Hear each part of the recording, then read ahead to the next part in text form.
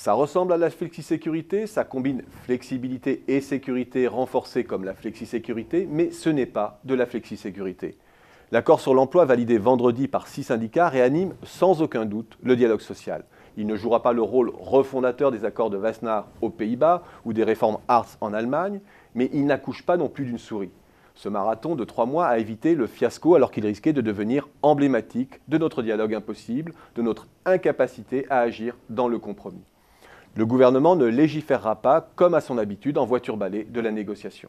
Alors certes, les syndicats restent divisés, il y a accord et non-consensus. Certes, cet accord formel deviendra ce que la pratique en fera, ce que la renégociation de la convention UNEDIC en fera aussi.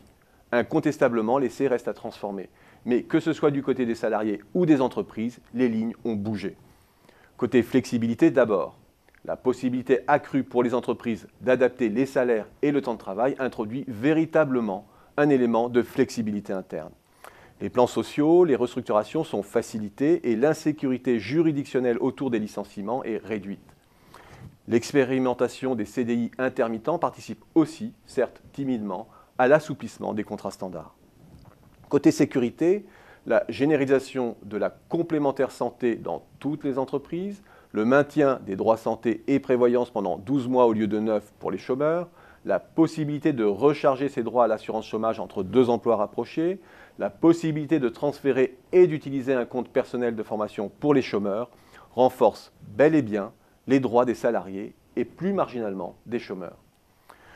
Ce donnant-donnant ne constitue cependant pas une véritable avancée en matière de flexisécurité.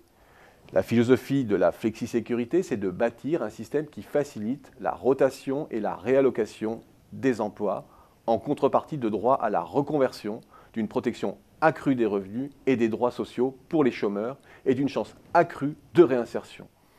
Dans ce système, les syndicats cogèrent, au plein sens du terme, des systèmes de formation et d'assurance chômage. Dans ce système, mobilité et sécurité constituent des biens collectifs que l'ensemble de la société garantit à travers un financement par l'impôt. Tout est fait pour que celui qui sort du marché, l'outsider, retrouve au plus vite sa place. Or, à quoi assiste-t-on en France? La flexibilité gagne un peu de terrain, mais quel est l'objet du troc? D'autres formes de rigidité. On surtaxe les contrats courts, on bloque l'accès des chômeurs au marché du travail via des temps partiels courts, on verrouille donc un petit peu plus les possibilités d'insertion des outsiders. On gagne une complémentaire santé pour tous ceux qui sont dans la place, on étend marginalement le droit individuel à la formation, mais on ne remet surtout pas en cause le financement du système en créant un véritable droit universel à la formation dans et en dehors de l'entreprise, financé par de l'impôt. La France a gagné un accord de flexi-rigidité vendredi. Le chemin vers la flexi-sécurité reste encore très long.